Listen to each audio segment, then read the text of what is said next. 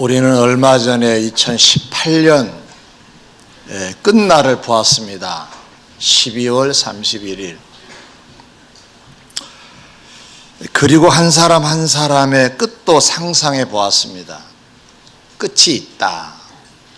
한 달의 끝도 있고 1년의 끝도 있고 일생의 끝도 있다.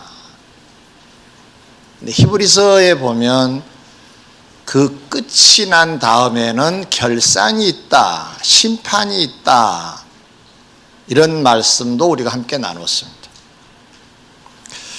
이 진리를 아는 사람들은 모든 목표를 정하고 열심히들 살아갑니다. 결산이 있으니까. 우리 교회도 2019년 한 해 어떻게 살까 기도하는 중에 성숙하고 성장하는 교회가 되도록 하자, 이렇게 정하고 여러분에게 제안을 하고 출발을 해서 세 번째 주일을 지금 맞고 있습니다. 왜 이렇게 우리가 목표를 정하고 나가야 하나요? 거듭 말씀드립니다만 다음에 결산한 날이 오는데 그 결산할 때 부끄럽지 않아야 되겠고 칭찬받아 상을 받는 그때가 되어야 되지 않겠느냐 하는 마음에서 목표를 정하고 나가고 있는 것입니다. 오늘 본문 내용은 모든 인생 끝에서 주님 재판석상에서 모두 다 결산하게 되는데 두 유형으로 결산이 된다는 걸 보여주고 계십니다. 한쪽은 성공하여 주님의 대접을 받고 한쪽은 실패하여 주님으로부터 외면당한다는 내용입니다. 버림을 받는 쪽, 영접을 받는 쪽. 성공 아니면 실패, 실패 아니면 성공, 둘 중에 하나입니다. 중간 지대는 없습니다. 그래서 모든 인생은 끝이 오는데 그때 결산 때 성공하기 위해서 본문에서 교훈을 얻어야 되지 않겠는가라고 하는 생각 끝에 오늘 이 본문으로 오늘의 본문을 정하고 말씀을 전하게 됐습니다. 특별히 이 본문은 글로벌 NGO에 해당되는 미국의 월드 비전이라고 하는 단체에서 이 본문을 배경으로 해서 프로그램을 하나 만들었는데 그 프로그램을 만들어서 운영을 하는데 그 타이틀이 도전이라는 타이틀입니다. 그래서 우리도 그들처럼 도전을 좀 해서 성공했으면 하는 마음으로 거기에 힌트를 얻어서 제목을 우리도 도전이라 정하고 오늘 말씀을 전하게 됐습니다. 자, 오늘 본문에 소개된 성공 사례, 자연스럽게 이 반대는 실패 사례가 되겠죠. 어떤 사람들이 성공을 했는가? 우리가 껍질로만 아는 이 본문을 조금 더 들여다보도록 하겠습니다. 첫 번째로 오늘 본문에 보면 성공한 사람들은 누군가를 사랑하여 성공을 합니다. 누군가를 사랑해요. 누군가를. 그럼 그 누군가가 누구냐? 제대로 코스를 잡아야 되지 않겠어요?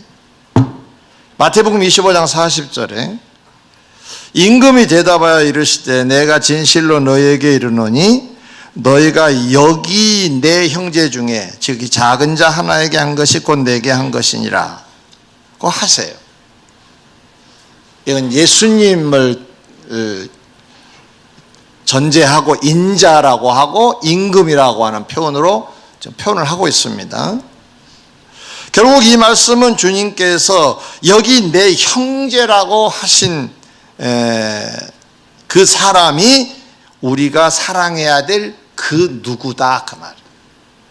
주님의 형제, 여기 내 형제 중에 그랬어요. 그러면 주님의 내 형제라고 하는 사람들은 누구냐? 이게. 이 답을 얻으려면 마태복음 12장에 가서 보면 알 수가 있어요. 여기는 예수님이 공생에 한참 활동하고 계실 때 이제 예수님의 집으로는 잘 들어가시지 못했어요. 동해 번쩍 서해 번쩍 하셔야 되니까 집에 가서 한가하게 쉬실 시간이 없으셨어요. 그런데 인근 마을에 주님이 오셨다는 얘기를 이제 어머니도 듣고 동생들도 들었어요. 그래서 가보자. 보고 싶은데 가보자 해가지고 가족 나들이를 합니다. 그래서 인근 마을에 이 어머니와 동생들이 도착을 했어요. 근데 가보니까 사람들이 너무 많이 모여서 예수님의 말씀을 듣고 병을 고치고 귀신이 쫓아지는 역사를 이루는 현장이 됐어요. 인산인해를 이루고 있는. 그 밖에 있는 제자가 안으로 급히 들어가서 예수님께 가족 소식을 전했어요. 주님, 밖에 어머니가 와 계십니다. 동생들도 왔습니다. 보고 싶어서 왔다고 합니다. 가보셔야 되겠는데요? 근데 갑작스럽게 예수님께서 누가 내 어머니냐? 누가 내 동생들이냐? 이렇게 말씀을 하신 거예요. 당황스럽지 않으세요, 여러분? 어머니가 오셨다고 하는 제자의 전가를 받은 예수님이 누가 내 어머니냐? 누가 내 동생들이냐? 라고 말씀하신 것은 좀 당황스럽게 합니다. 그 다음에 말씀이 이렇습니다. 여기 하나님 말씀을 듣고 있는 여기 이 사람들, 하나님 뜻대로 살려고 하는 이 사람들이 내 어머니고 내 형제고 내 자매니라고 하세요. 또 다른 가족을 말씀하시는 거죠. 어머니를 부인한 것도 동생들도 거절한 것도 물론 아닙니다. 전체의 내용을 묶어보면 예수님의 가족이 누구인가를 설명하시는 거예요. 예수님의 가족이 왔습니다라고 했는데 그 가족은 육신의 가족이고, 예수님이 가족이라고 여기신 그 가족은 믿음의 가족을 얘기한 거예요.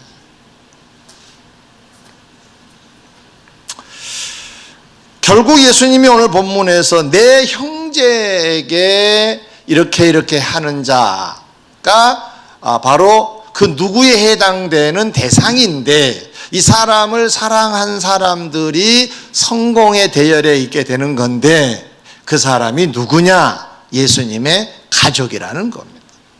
그럼 예수님의 가족이란 방금 말씀드린 대로 믿음의 가족을 말합니다. 그럼 믿음의 가족은 누구냐? 예수님의 말씀을 풀어서 말씀하시는 것 중에 이런 대목이 나옵니다. 아버지 뜻대로 사는 이들이 그랬어요. 그러면 이런 말이 되겠죠. 좀 순화시켜서 설명을 하면 예수 믿는 사람들, 아멘. 예수님의 말씀을 따라 사는 자들, 아멘. 이렇게 딱 하면 아멘 해야 되겠구나 하고 아멘 하시면 됩니다. 그리고 예수님이 말씀하셔서 그의 일을 하는 사람들, 그렇습니다. 뭐 같은 얘기예요. 우리가 예수 믿기도 하고 따르기도 하고 일도 하고 그러자는 게 우리를 두고 하는 말이에요. 다행이죠. 감사하게도. 우리를 예수님은 당신의 가족으로 여겨주신 줄 믿습니다. 아멘? 이 하나님의 가족을 누군가가, 하나님의 가족이든 아니든 이 사람을 사랑하는 사람을, 그 누구를 사랑하는 사람에 해당되는 사람이다, 그런 말. 그런데 여기는 하나 더 플러스 되어 있습니다. 그게 뭐냐? 지극히 작은 자 하나에게 한 것이 곧 내게 한 것이라고 하는 말씀까지 우리가 이해를 해야 돼요. 그럼 그 지극히 작은 자 하나, 그 사람은 누구냐 이게. 자, 예수님을 믿는 사람, 따르는 사람, 주의 일을 하는 사람인데 이 사람의 일의 그 내용이 너무 미미해서 영향력 없는 위치에서 그냥 뭔가 일을 하고 있는 사람, 그냥 예수님을 따르고 있는 사람을 투고하는 말이에요. 좀 쉽게 표현을 해보면 그 사람이 오늘 교회에 왔는가 안 왔는가 의식이 별로 안 되는 사람도 주님은 기억하셔서 그 사람에게 잘한 사람을 대접하시겠다는 내용이에요. 할렐루야. 그러면 그 사람도 주님의 관심에 지대한 관심 속에 있다는 얘기니까 뭐 누가 나를 안 알아줘도 주님이 나를 지대한 관심으로 살피시고 계신다고 하면 할렐루야? 이거 참 감사할 일이죠. 여러분 혹시 외로움을 타신 적이 있으신가요? 우울해 보신 적이 있으신가요? 근데 사람들이 많이 애워싸면 우울은 사라지잖아요. 근데 오늘 비결을 하나 가르쳐 드릴게요. 우울하지 않는 비결입니다. 이 설교를 듣고도 우울하면 안 됩니다. 우울할 수 있어요, 사람은 세상을 살면서. 크신 주님이 여러분에게 지대한 관심으로 살피시고 계십니다. 할렐루야. 오늘 본문의 내용이 분석하면 그런 뜻입니다. 그 사람에게 누군가가 어떻게 하면 그것도 기억하신다고 하니 그 사람을 얼마나 관심을 갖고 보고 계시냐 그런 뜻이에요.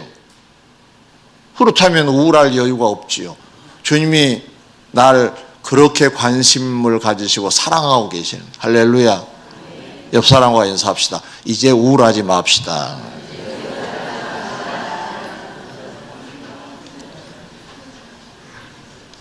예수 믿으면서 우울하는 건 조금 그렇습니다. 이 주님을 좀 깨달아지면 우울이 사라집니다. 우울할 수 있어요. 세상을 살다 보면. 그런데 이 말씀을 깊이 깨달으면 주님이 지극히 작은 자 하나에게 한 것도 기억하시는데 그 사람은 오죽 기억하시겠냐 그 말이에요. 믿으시면 크게 하면. 네. 사도행전 9장에 보면 바울이라는 사람이 옛 이름이 사울인데 사울 시절에 예수 믿는 사람들을 엄청 핍박했습니다. 막 호방문해가지고 예수 믿는 사람을 찾아내서 막 구속을 시키고, 그리고 이제 예루살렘에서 하도 그렇게 많이 핍박을 하니까 사람들이 다 흩어져 버렸어요. 사도들을 제외하고는 거의 흩어졌습니다. 가깝게는 사마리아로도 가고 또 구부러는 섬으로 가기도 하고 저 북쪽 시리아 쪽 안디옥으로도 가기도 하고 또 다메섹으로 가기도 하고 막 사방에 흩어졌어요. 그런데 이 사울이라는 청년이 이 예루살렘에서만 그렇게 활동을 하지 않고 공문을 만들어 가지고 저 북쪽 다메섹이라고 하는 동네에 도망가 숨어 있는 예수 믿는 사람들을 체포해서 구속시키려고 올라갑니다. 그러니까 뭐 조금 그렇게 표현하면 좀 죄송한 표현이지만은 독종입니다. 예루살렘에서만 그런 것이 아니고 저 도망간 사람들 굳이 쫓아가서 체포해서 데리고 오겠다니 그만큼 악랄했습니다. 그런데 다메섹 성에 막 들어가려고 하는데 그 도상에서 길에서 빛으로 나타나시는 공중에 나타나신 주님이 사울을 부르십니다. 사울아, 사울아. 누구세요? 네가 핍박하는 예수다. 네가 박해하는 예수다. 그리고 나서 이 사울은 눈이 멀고 사람들의 부축을 받아서 다메섹으로 들어가고 일련의 과정을 겪은 다음에 바울이 됩니다. 자, 이 대목에서 우리가 놓치지 말아야 될 게 있어요. 지금 사실상 이 사울은 예수님을 박해하지 않았어요. 면밀히 검토해 보면 예수님을 만나 부딪혀서 어떻게 저쪽에 핍박을 하라 이런 흔적이 없습니다. 그런데 왜 예수님이 나타나셔서 사울아 사울아 네가 왜 나를 박해하느냐 말씀하셨을까요? 그것은 예수 믿는 사람들을 박해했기 때문인데 여기서 놓치지 말아야 될 게 있어요. 왜 나를 박해하느냐라고 하셨죠. 근데 사실은 예수 믿는 사람들을 박해했어요. 그러면 이 관계, 내 백성들을 이렇게 말씀하시지 않고 왜 나를 박해하느냐라고 하셨어요. 이걸 풀어보면 고린도전서 12장에서 답이 나와요. 거기는 이렇게 되어 있어요. 주님은 몸된 교회의 머리고 우리는 그분의 지체라 그랬어요. 아까 사례에서는 가족이라고 했고 이번 사례는 신이 예수 믿는 사람을 뭘로 표현하셨느냐? 당신의 지체로 표현하고 계신다는 거예요. 그러니까 가족이나 지체나에 해당되는 사람들을 사랑하는 사람들은 성공의 대열에 두신다라는 작은 결론입니다. 할렐루야. 우리는 주님의 지체이기도 하고 주님의 가족이기도 한 줄 믿습니다. 그러니 얼마나 감사해요. 성도 여러분, 성공한 사람들이 누군가를 사랑해야 된다고 했는데 그 누군가가 누구냐? 이제 설명을 다 들으셨으니까 이렇게 정리할 수 있겠지요. 주님의 가족, 제가 그렇게 하면 나네요 그렇게 대답해 보시기 바랍니다. 주님의 가족? 여러분이잖아요. 여러분. 주님의 지체? 나네요. 좀 감정을 넣어서 이렇게 다시 해봐요. 주님의 가족? 좀 감격스럽게 하세요. 뻣뻣하게 나네요 그러지 마시고. 주님의 지체? 그렇죠. 그러니까 옆 사람 조심해야 돼요. 주님의 가족이에요. 주님의 지체예요. 손대면 큰일 나요. 조심해야 돼요. 인사하세요. 조심하겠습니다. 네. 그리고 조용히 이렇게 말하세요. 나에게도 조심하세요. 조심해야 되죠. 왜? 다 지체잖아요. 지체. 자, 그러면 이 대목에서 우리가 아까 설명을 좀 해드린 대목을 조금 보충해드리면 하나님의 주님의 가족이고 그리고 주님의 지체인데 여기에 보면 지극히 작은 자 하나라고 아까 말씀을 드렸지요. 영향력 없는 자에 해당된 믿는 자 그런 뜻입니다. 그 누구냐라고 했을 때 오늘 그 사람이 교회에 왔든가 안 왔든가 활보를 했음에도 기억이 별로 안 나는 의식이 별로 안 되는 사람이라도 그 사람을 사랑한 사람은 주님이 성공의 대열에 두신다고 했으니 할렐루야. 자, 그러면 두 번째로 성공한 사람들은 형제 자매에 해당되는 자들, 주의 지체인 그들을 찾아내는 것도 중요한데 그들의 어떻게 해야 할 것인가. 사랑 그러면 너무 막연하니까 좀 더 구체적으로 어떻게 해야 성공의 대열에 우리를 두시냐 그 말이에요. 누가 성공할 수 있느냐 이거예요. 그 사람을 안 것으로 끝난 게 아니에요. 그들에게 어떻게 했는가 소상하게 설명을 주님이 하고 계세요. 25장 35절 이하, 내가, 예수님이 하신 말씀이에요. 친히 이거 양과 염소 비유이기는 한데요, 나누어진다고 하는 것만 비유에 해당되고 나머지는 주님이 친히 말씀들을 다 하신 거예요. 주님을 실제로 개입시키셔서. 그냥 이렇게 내가, 예수님이 내가 줄일 때에 너희가 먹을 걸 주었네, 내가 목마를 때 마시게 하였네, 나그네 되었을 때 영접도 하고, 헐벗었을 때 옷을 입혔고, 병들었을 때 돌보았고, 옥에 갇혔을 때 와서 보았다. 결국은 이 말씀대로 줄인 자에게 먹을 것을 준 자. 근데 그 줄인 자는 예수님의 가족, 예수님의 지체인 자들, 주님 믿는 자들, 주님을 따르는 자들, 주님의 일하는 자들.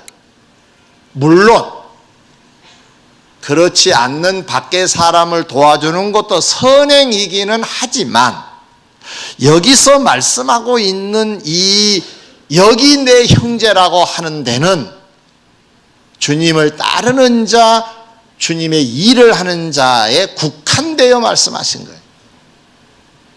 구분할 수 있어야 돼요. 우리가 밖에 사람들에게도 선행해야 되겠지만은, 특별히 예수 믿는 사람, 예수님을 위하여 사는 자들에게 그 말이에요. 그들 중에 줄일 수 있는데 그들에게 먹을 걸 주고, 그들도 목마를 수 있는데 마시게 하고, 그들이 나그네 될 수도 있는데 영접을 하고, 헐벗었을 때는 입히고, 병들 수 있어요 그러면 돌봐주고, 옥에 갇힐 수 있어요 억울하게도 와서 보는 자들이라고 그랬어요. 곧 주를 믿는 자들 중에 뭔가 부족하고 불편해서 도움이 필요한 자들에게, 잘 들으세요, 도움 주는 것이 사랑이라는 거죠. 도움 주는 것이. 주의 일을 하고 있을 때 도움이 필요하는 경우가 많지요. 열심히 일하고 싶은데 돈 떨어진 사람들, 열심히 일하고 싶은데 형편이 어려운 사람들, 뭐 여러 유형이 있지 않겠어요? 그런데 여기서 우리가 돕자 그러니까 막연하기도 하고, 어떤 사람은 상상을, 그러면 돈하고 관계가 있어서 문을 닫아버리기도 해요. 주님이 도와주신다라고 하는 이 말씀을 좀 광범위하게 제가 해석을 해드릴게요. 여러분들이 골라서 도우면 되잖아요. 설명을 해드릴게요.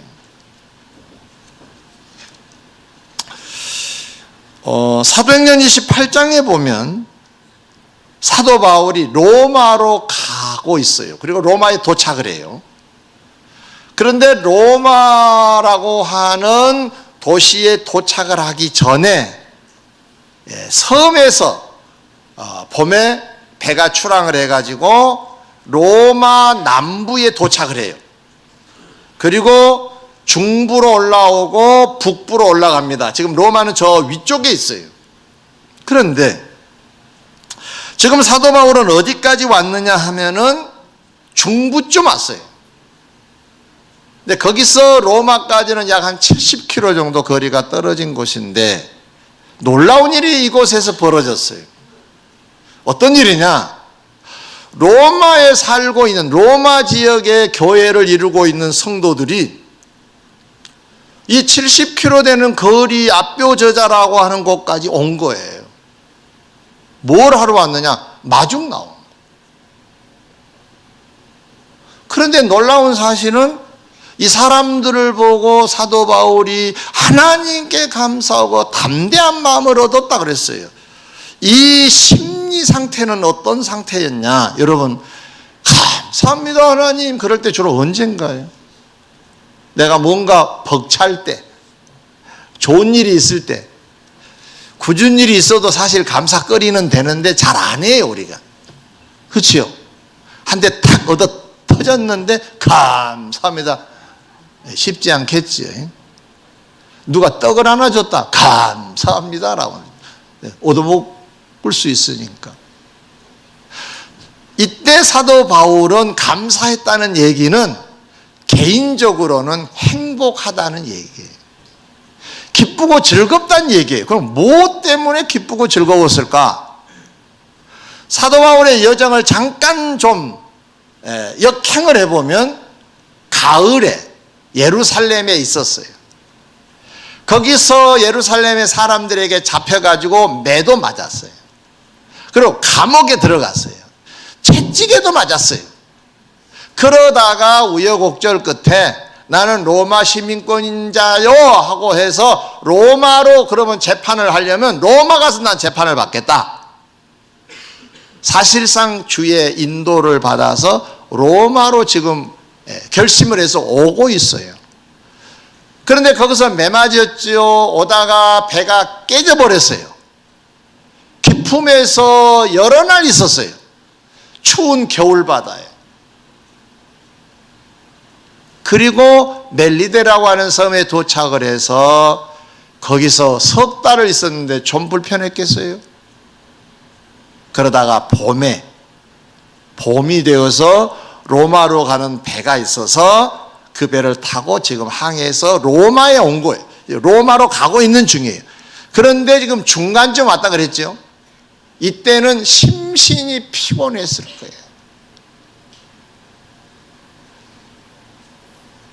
주의 일을 하는 사람 정도가 아니라 매도 맞았지요. 배가 파손되었지요. 예? 또 이런 어떤 죄수의 신분으로 여행하고 있었지요. 그런데 로마 교인들이 마중을 나온 거예요. 그러니까 왈칵 눈물이 났을 수 있어요. 이들은 나를 해할 사람들은 아니잖아요. 위로하러 온 사람들이잖아요. 격려하러 온 사람들이잖아요. 나를 도와주려고 온 사람들이잖아요. 어서 오세요, 바울 선생님. 한 사람들을 만난 거예요. 그래서 감사했다. 이 말을 제가 바꿔 설명하면 왈칵 울었다. 기쁘고 즐거웠다. 그래서 겸사겸사 마음까지 담대해졌다고 그랬어요. 그러면 로마 교인들은 바울을 해한 사람들이에요? 도와준 사람들이에요? 도와준 사람. 뭘로 도왔어요? 마중 나온 것으로 도왔어요. 도움이란 어마어마한 돈이 들어간 게 아니에요. 마중 나와 주는 것도 도와주는 거예요. 어서 오세요 말 한마디 하는 것도 도와주는 거예요. 수고 많았습니다 하는 것도 도와주는 거예요. 오늘 잘하셨네요 하는 것도 도와주는 거예요. 오늘 날씨가 참네요 하고 내 정을 전달하는 것도 도와주는 거예요.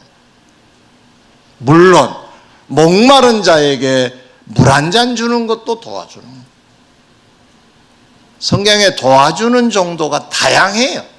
이렇게 마중 나와서 도와주는 케이스도 있고 물 한 잔 떠줘서 도와주는 것도 있고, 바나바 같은 사람은 자기 밭을 팔아서 가난한 자들을 도와주는 일도 물론 있었어요. 특별한 경우이지요. 우리 교회도 36년의 역사를 이렇게 되짚어 보니까 거액으로 누군가를 도와달라고 부탁해 온 사람들도 여럿 있었어요. 특별한 경우지요. 그것도 도와주는 일이에요. 그러나 가깝게 있으면서 차 한잔 타주는 거, 따뜻한 말 한마디 전달해주는, 이거 다 도와주는 거예요. 이런 자들이 사랑을 실천했다라고 말할 수가 있는 거예요. 할렐루야. 그러므로 저와 여러분들은 보이는 뭔가 도움이 필요한 듯 보이는 성도가 보이거나 앞장서서 일하는 사람이 보이면 할 수 있는 범위로 도우셔야 돼요. 아유 이거야 뭐 안 해도 되겠지 그러지 마시고 수시로 도우세요. 이게 쌓인다잖아요. 주님이 기억하신다고 하셨습니다. 할렐루야. 그러면 하셔야죠.